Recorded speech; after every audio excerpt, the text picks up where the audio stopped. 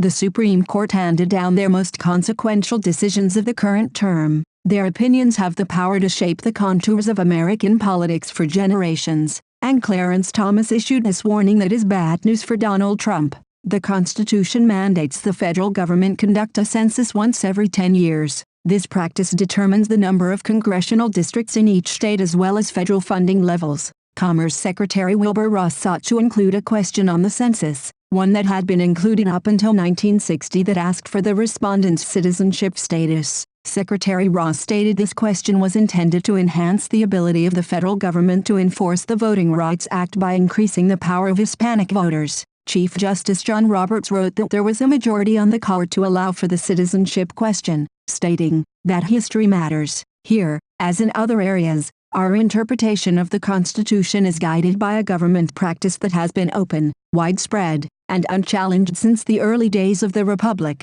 In light of the early understanding of and long practice under the Enumeration Clause, we conclude that it permits Congress, and by extension the Secretary, to inquire about citizenship on the census questionnaire. But then, in a strange 5-4 decision, Justice Roberts crafted a betrayal of the Trump administration by kicking the census question back to the lower court, claiming the justices felt Ross lied about why he wanted to include the citizenship question on the census. So, Justice Clarence Thomas authored a forceful dissent blasting the majority for their ridiculous reasoning and sending the case back to the lower court. The court, however, goes further. For the first time ever, the court invalidates an agency action solely because it questions the sincerity of the agency's otherwise adequate rationale, echoing the din of suspicion and distrust that seems to typify modern discourse. The court declares the Secretary's memorandum pretextual because, viewing the evidence as a whole, his explanation that including a citizenship question on the census would help enforce the Voting Rights Act,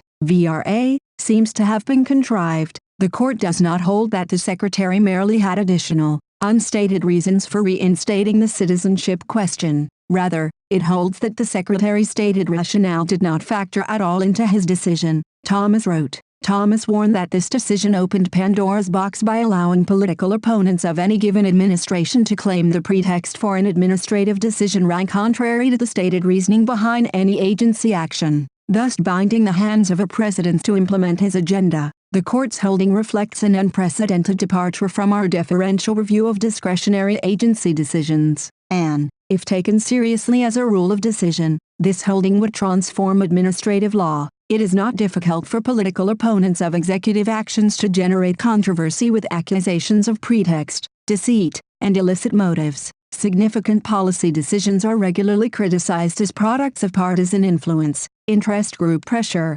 corruption, and animus. Crediting these accusations on evidence as thin as the evidence here could lead judicial review of administrative proceedings to devolve into an endless morass of discovery and policy disputes not contemplated by the Administrative Procedure Act, APA. Thomas explained, the census case was important to Democrats because they know that when the census counts illegal aliens for population purposes, the blue states like California will gain seats. In addition, the Democrats will also be able to eliminate Republican-held seats in red states like Texas and Florida and replace them with freshly drawn districts that guarantee a Democrat candidate wins the seat.